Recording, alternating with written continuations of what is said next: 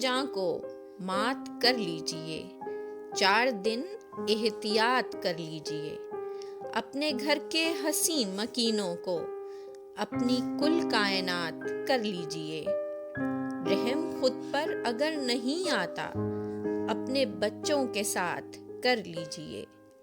ये कोई कैद है कि घर बैठे जिससे जी चाहे बात कर लीजिए। दिल मिला लीजिए, इजाजत है दूर लेकिन ये हाथ कर लीजिए। फिक्र अपनी हर एक से पहले, काम है वाहियात कर लीजिए। आज मौका है मालो दौलत को अपनी राहे निजात कर लीजिए। ये हिफाजत भी एक इबादत है, जिस कदर है बिसात कर लीजिए।